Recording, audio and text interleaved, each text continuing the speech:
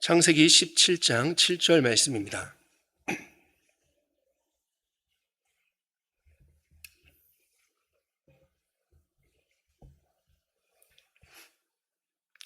우리 한 절 한 목소리로 함께 읽도록 하겠습니다. 시작. 내가 내 언약을 나와 너 및 내 대대 후손 사이에 세워서 영원한 언약을 삼고 너와 내 후손의 하나님이 되리라. 아멘. 네, 설 때마다 왜 이렇게 떨리는지 모르겠습니다. 네. 여러분은 혹시 선물을 좋아하시나요? 선물을 좋아하지 않는 분들 안 계실 것 같은데 선물을 다들 좋아하시겠죠. 그런데 지금껏 받으셨던 선물 중에 어떤 선물이 가장 기억에 남으세요?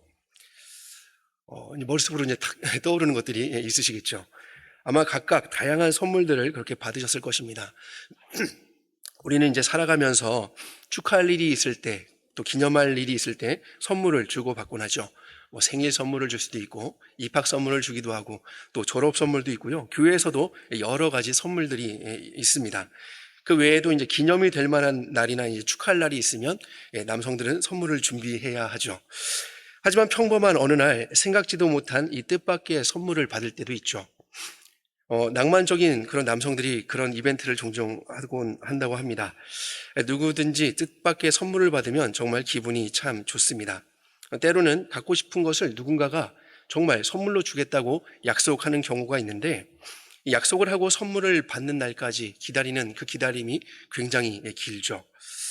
갖고 싶은 마음이 클수록 그 기다림은 굉장히 이제 더합니다.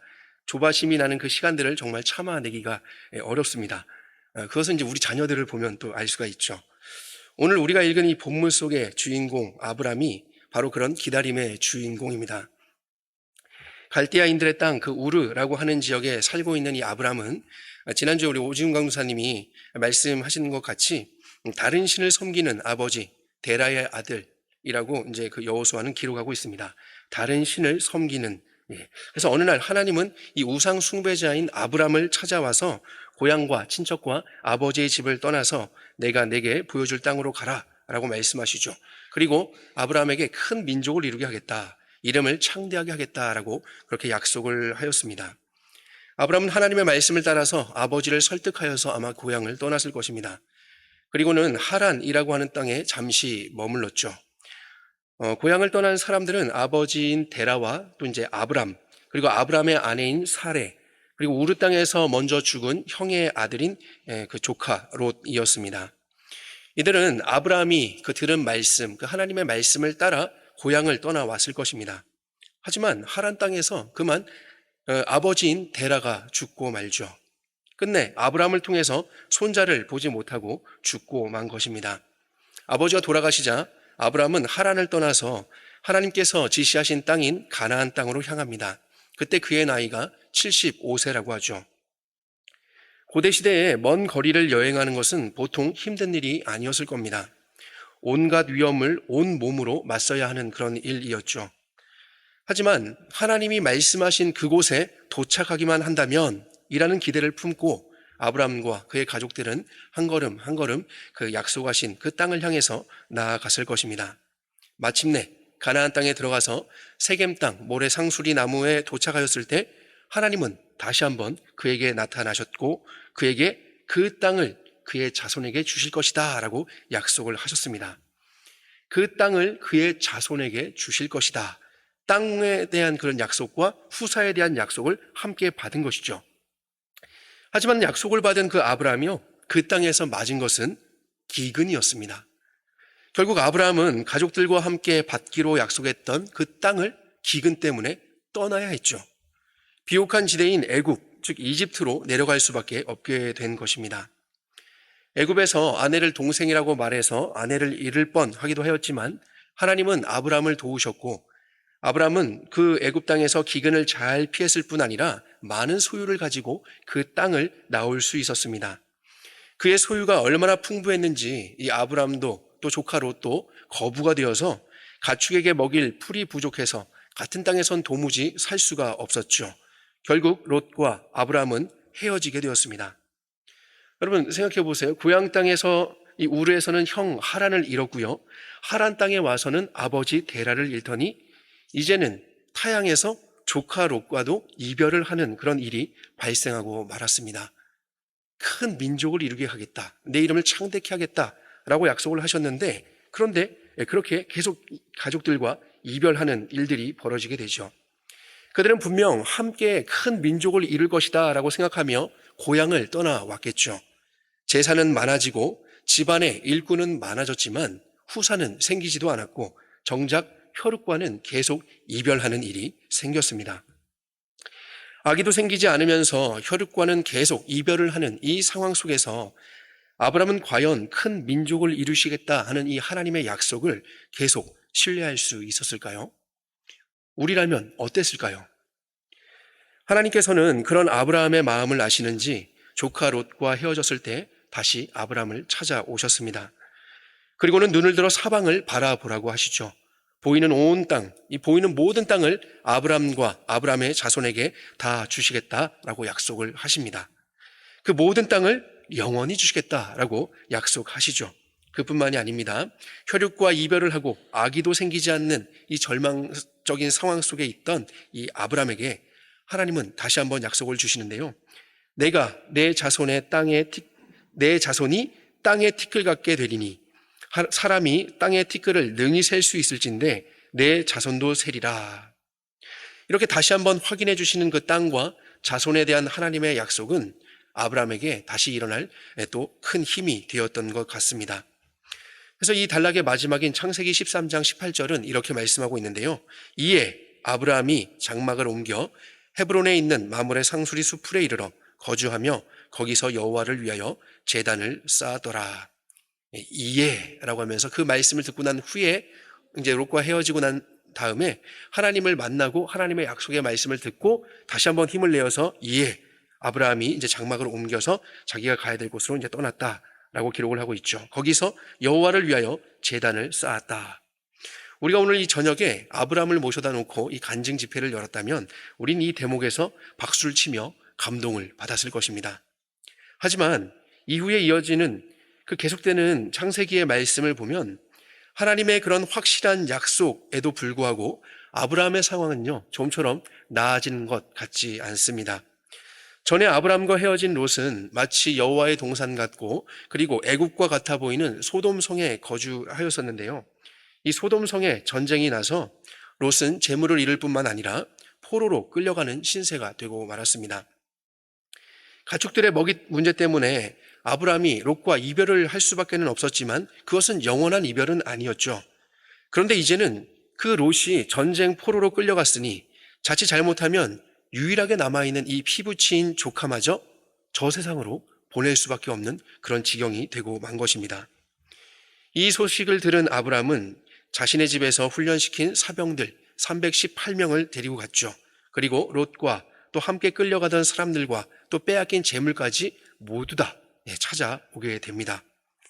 근데요, 그뿐이지 그 이후에 아브라함에게 아들이 생겼다는 기록이나 혹은 정말 큰 땅을 소유한 한 민족의 왕이 되었다라는 기사는 전혀 그 이후로도 읽히지 않습니다. 대체 하나님이 여러 번 하신 그 약속은 언제나 이루어지게 되는 것일까요? 이 일 후에 하나님은 또 아브라함을 찾아오십니다. 창세기 15장에 그 일이 기록되어 있는데요. 여기에서 처음으로 아브라함이 하나님께 질문을 하는 그런 모습을 보게 됩니다.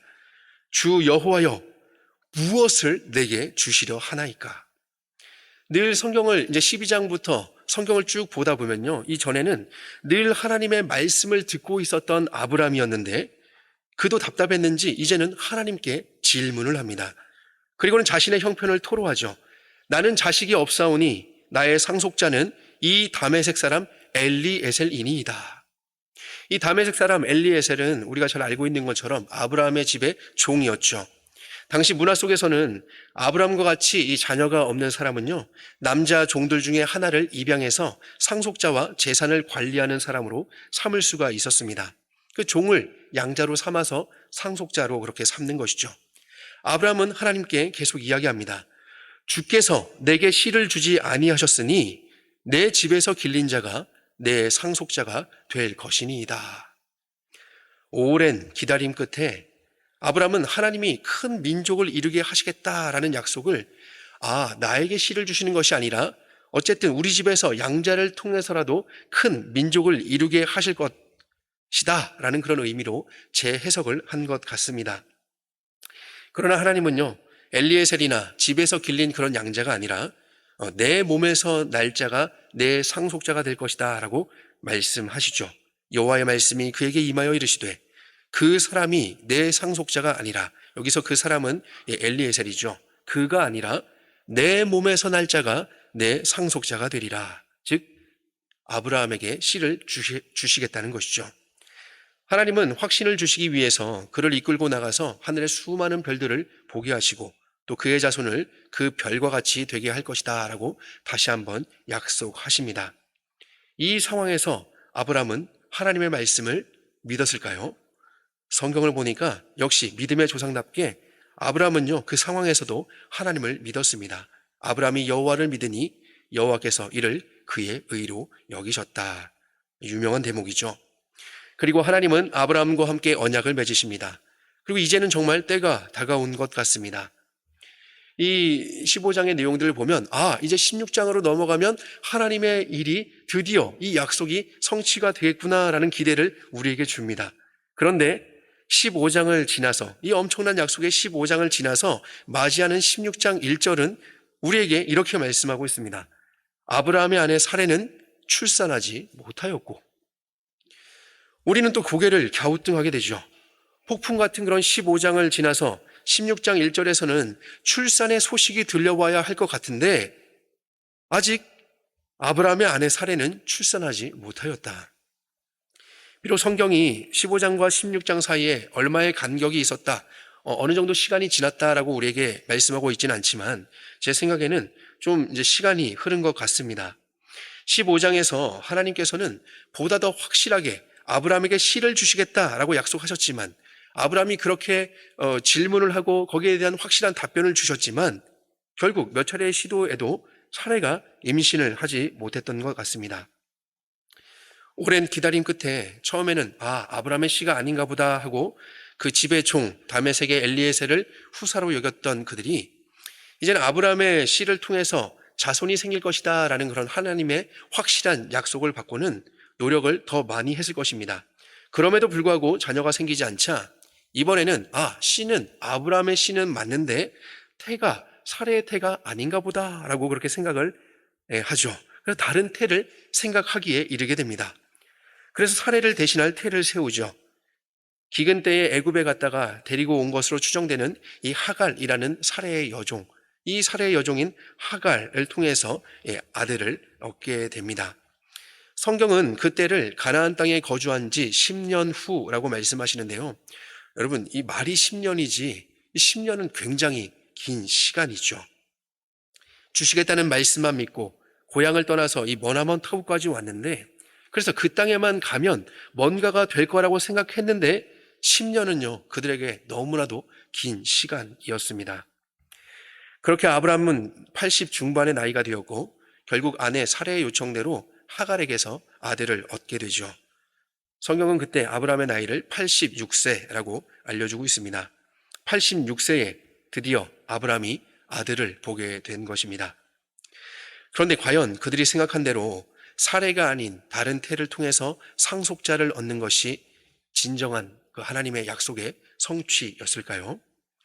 그렇게 16장에서 17장으로 넘어오는데 또 한 장 만에 13년이라는 시간이 흘러버리고 맙니다.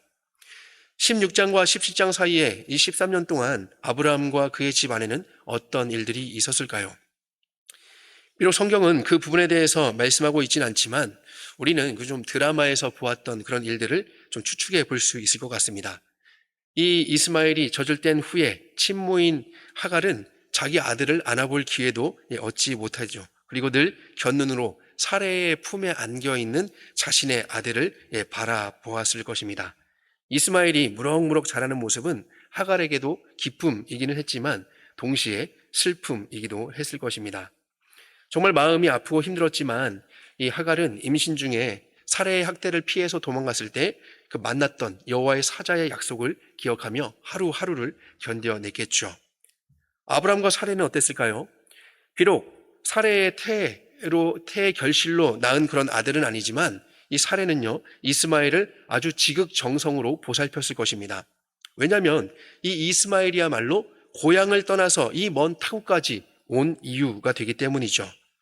떠나오기 전에 남편 아브라함에게 주어진 그 하나님의 약속, 내가 너로 큰 민족을 이루고 내게 복을 주어 내 이름을 창대하게 하겠다. 그래서 너는 복이 될 것이다. 라는 이 약속이 지금 내 품에 안긴 내 태는 아니지만 나의 몸종을 통해서 얻은 아들이긴 하지만 이 이스마엘을 통해서 이루어질 것이기 때문이죠.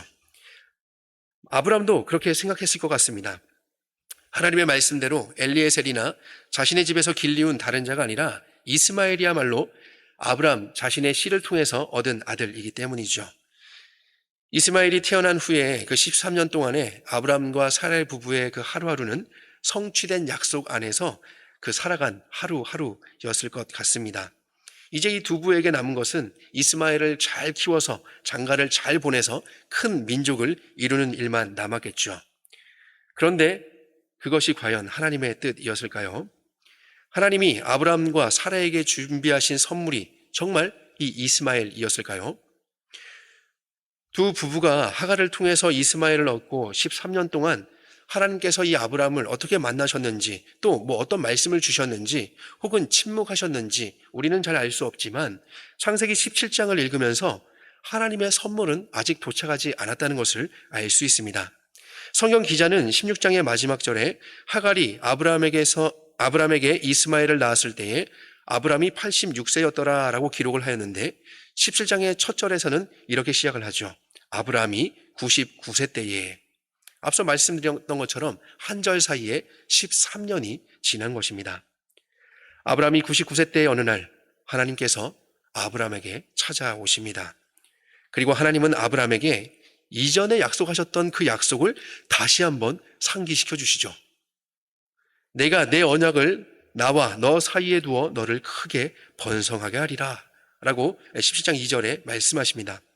그리고 전에는 큰 민족을 이루게 하시겠다라고 약속하셨는데 조금 더 확장되어 이번에는 여러 민족의 아버지가 되게 하시겠다라고 하시면서 그의 이름을 아브람에서 아브라함으로 바꾸시죠.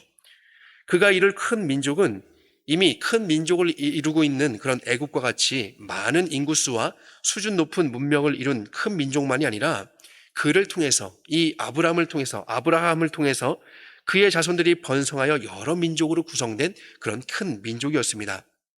여러 민족의 아버지가 되겠다라고 말씀하셨으니까요. 게다가 오늘 우리가 본문으로 읽은 17절에서는요. 굉장히 놀라운 약속의 말씀을 듣게 되죠. 이전에는 없었던 약속이었는데 그 언약의 내용은 바로 너와 내 후손의 하나님이 되리라 라는 것입니다. 너와 내 후손의 하나님이 되리라. 이전에 약속하신 대로 자손을 번성케 하시고 큰 민족, 즉 여러 민족을 이루게 하시며 또 가나안 온 땅을 주어서 영원한 기업이 되게 하실 것인데 그것을 넘어서요. 하나님은 나는 그들의 하나님이 되리라 라고 하시면서 하나님 자신을 그들에게 주시겠다라고 약속하시는 것입니다. 하나님께서 아브라함을 선택하시고 그를 불러내어 약속의 땅에 이르러 아브라함이라고 이름을 바꾸시면서까지 이루시길 원하셨던 바로 그것은 단순히 아브라함을 남부럽지 않은 그런 큰 민족을 이루는 것에서 그치지 않고 하나님을 소유한 민족, 하나님을 소유한 하나님의 백성을 이루기를 원하셨던 것이죠. 이것이 아브라함에 대한 하나님의 궁극적인 뜻이었습니다. 하나님은 이러한 언약의 증표로서 아브라함의 집에 할례를 시행하도록 명령하셨죠. 지금까지의 내용만으로 볼 때는요, 이 아브라함의 아들인 이 이스마엘은 아브라함과 함께 언약의 중심에 놓여 있었고 그의 번성은 하나님의 언약의 성취로 나가는 길이었습니다. 그러나 우린 이미 창세기를 통해서 그 결과를 알고 있죠. 제가 아무리 이야기를 진행해 나가면서 과연 그랬을까요? 라고 해도 궁금하지가 않은 것이 이미 여러분들은 이 결론을 다 알고 계시기 때문이죠. 맞습니다. 이스마엘은 하나님의 그 언약의 성취로 나가는 길이 아니었습니다. 아브라함과 함께 이 언약의 중심에 놓여 있는 이 사람은 하갈을 통해 얻은 이스마엘이 아니죠. 하나님은 아브라함과 이 사레가 고안해낸 방법으로 언약을 성취하시지 않으시고 하나님께서 처음부터 계획하셨던 그 방법으로 그 일을 이루셨습니다. 이미 생산 능력을 잃어버린 할머니 사라였지만 하나님은 때가 되어서 사라의 태를 여셨고 아브라함의 씨를 통해 이삭이라는 아들을 주셨음을 우리는 알고 있습니다. 그리고 그 이삭을 아브라함과 맺으신 언약을 이어갈 상속자가 되게 하셨죠. 이전부터 약속하셨던 그 말씀처럼 아브라함의 씨를 가지고 사라의 태에서 그 약속을 이루신 것입니다. 아브라함과 이 사라에게 있어서는 정말 오랜 시간이 걸렸지만 하나님께서는 약속하신 대로 선물을 주셨습니다. 더 나아가서 정말 완전한 선물, 하나님 자신을 그들과 그들의 후손에게 주셨죠. 그래서 하나님께서는 자기 자신을 정말 하나님의 그 약속대로 자기 자신을 이 아브라함과 또 아브라함의 후손인 이삭 그리고 그 이후의 자손들에게 주셨습니다. 그렇다면 이 유대인처럼 아브라함의 자손이 아니라 이 단군의 자손이라고 불리는 우리와 이 약속이 무슨 상관이 있을까요? 바울은 갈라디아서 3장에서 이렇게 말씀하고 있습니다. 아브라함이 하나님을 믿음에 그것을 그에게 의로 정하셨다 함과 같으니라. 그런즉 믿음으로 말미암는 자들은 아브라함의 자손인 줄 알지어다. 그런즉 믿음으로 말미암는 자들은 누구의 자손이요? 아브라함의 자손인 줄 알지어다.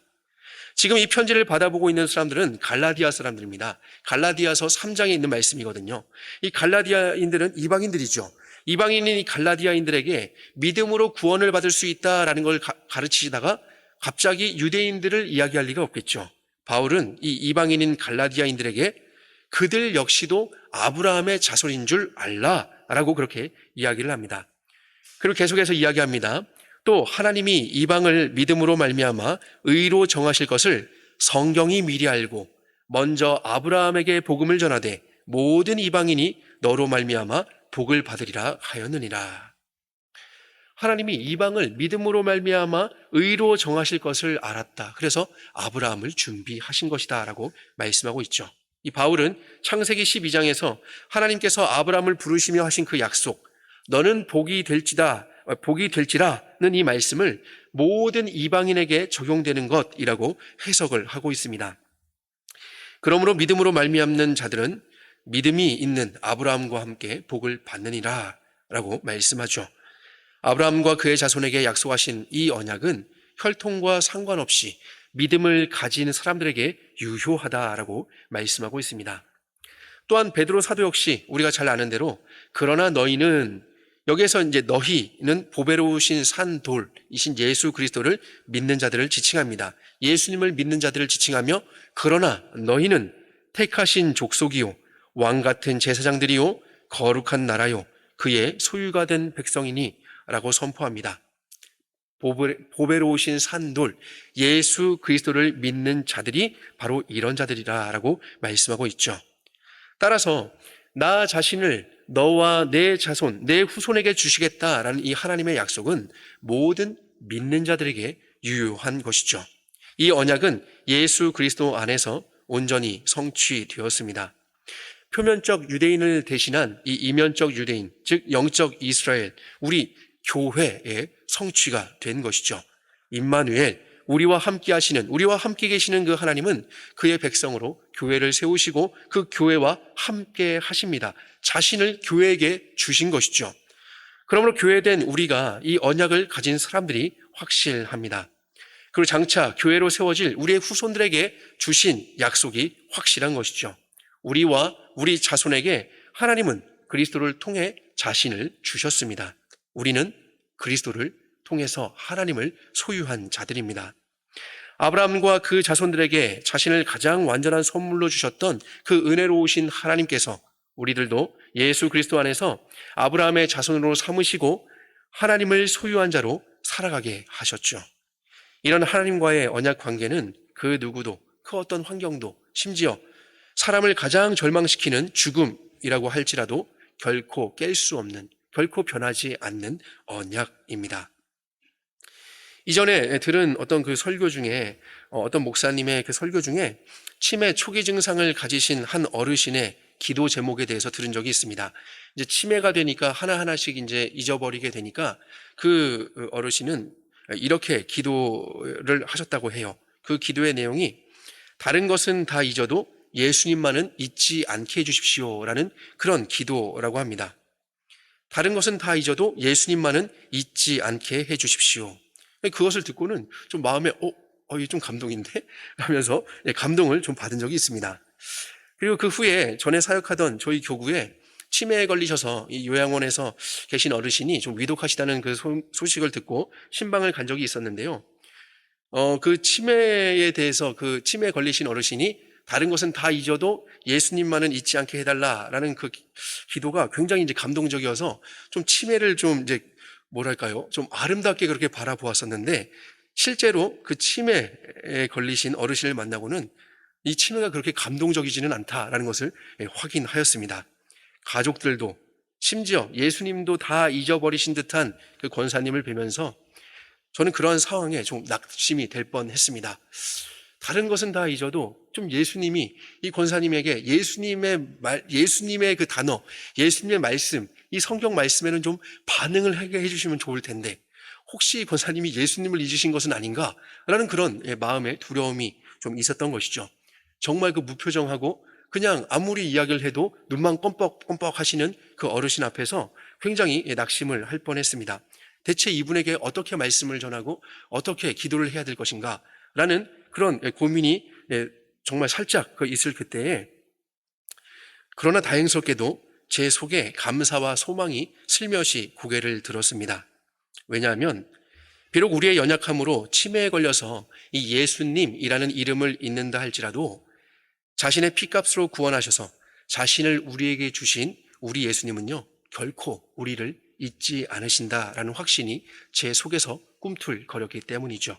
미리 정하시고 택하신 자들의 이름을 생명책에 기록하신 우리 하나님은 비록 우리가 연약함 때문에 그 하나님의 이름을 부르지 못한다 하더라도 그 예수님의 이름을 부르지 못한다 하더라도 마지막 때에 우리의 이름을 불러주실 것, 그것을 소망하는 소망이 제 속에 생겼기 때문입니다. 제 앞에 계신 이 어르신, 이 권사님이 비록 지금은 예수님을 부르지 못한다 할지라도 그러나 우리 예수님이 이 권사님을 기억하고 계신다라는 그런 확신이 제 속에 있었기 때문이죠. 하나님의 약속은 우리에게서부터 시작된 것이 아니라 영원하신 하나님의 그런 작정 안에서 하나님이 정하신 그 계획을 이루시는 것이기 때문이죠. 우리가 하나님을 소유할 수 있었던 것은 우리가 무엇을 잘해서 우리가 뭔가 잘나서 우리가 무언가를 깨닫고 하나님에게 보이게 좋기 때문에 하나님이 우리를 받으신 것이 아니라 하나님이 때가 되어서 우리를 부르시고 우리에게 하나님 자신을 주셨기 때문이죠. 그래서 우리의 신앙의 선배들은요 1919년 이 도르트라고 하는 곳에 모여서 성경 진리를 왜곡하는 그 이단적인 주장에 대해서 논의를 한 적이 있었는데요. 그 도르트 회의에서 인간은 전적으로 타락하여 무능력하게 되었지만 하나님께서는 구원받을 자를 선택하셨고 그 선택하신 사람이 반드시 구원에 이르도록 성령을 거두지 않으시고 지키신다라는 성경 진리를 확인하고 선포하였습니다. 하나님께서 우리에게 주신 이 완전한 선물은 결코 거두어지거나 사라지지 않습니다. 우리가 지금까지 살펴보았던 것처럼 이 언약의 시작이 무능하고 연약한 사람이 아니라 완전하신 하나님이기 때문이죠. 완전하신 하나님이 시작하셨고 완전하신 하나님이 완전하신 당신을 당신의 사람들에게 주셨기 때문입니다. 완전하신 하나님이 시작하신 그 일은 반드시 하나님이 약속하신 그 뜻대로 끝을 맺게 될 것입니다. 그러므로 주 안에서 이 귀한 약속과 함께 하나님을 완전한 선물로 받으신 여러분, 완전한 선물은 받았지만 삶의 형편 때문에 혹시 낙심한 마음으로 이 자리에 나오신 분들이 계십니까? 이 밤이 때마다 아브라함을 찾아주셨던 그 하나님께서 여러분을 만나주시는 그 밤이 되기를 소망합니다. 약속을 붙들고 다시 힘을 달라고 기도하는 그런 시간이 되기를 바랍니다. 혹시 하나님의 약속과 말씀은 마치 교회 안에서만 소용이 있는 것처럼 여겨지는 분들이 계십니까? 이 세상을 바라볼 때 하나님의 약속과 말씀이 무슨 소용이란 말인가? 라는 생각이 드시는 분이 계십니까? 비록 지금은 우리가 살아가는 세상에서 하나님의 말씀이 이루어지는가? 정말 우리의 이 신앙이 이 세상에서 유효한가? 하는 그런 의구심이 들 수 있는 그런 세상을 살아가고 있지만 여러분, 하나님의 말씀과 하나님의 약속은 영원합니다. 우리가 믿든지 믿지 않든지, 우리가 인정하든지 인정하지 않든지 하나님의 약속과 하나님의 말씀은 영원합니다. 반드시 지켜지게 될 것입니다. 우리가 주일마다 요한계시록을 통해서 확인하듯이 지금은 훨씬 더 커 보이는 이 세상이지만, 그러나 이 세상은 멸망의 끝을 향해서 가고 있을 뿐입니다. 오늘 이 밤에 여러분이 소유한 그 예수 그리스도라는 완전한 선물을 다시 꺼내셔서 마침내 완성하실 그 하나님의 나라를 바라볼 수 있게 되기를 바랍니다. 바라기는 말씀 앞에 선 우리 모두가 우리가 받은 이 완전한 선물로 인해서 기쁨을 회복하는 이 밤이 되기를 소망합니다. 우리는 결코 변함없으신 하나님의 약속을 받고 그리스도를 통해 하나님을 소유한 사람들이기 때문이죠. 이 시간 우리가 말씀을 생각하면서 기도하기를 원하는데요.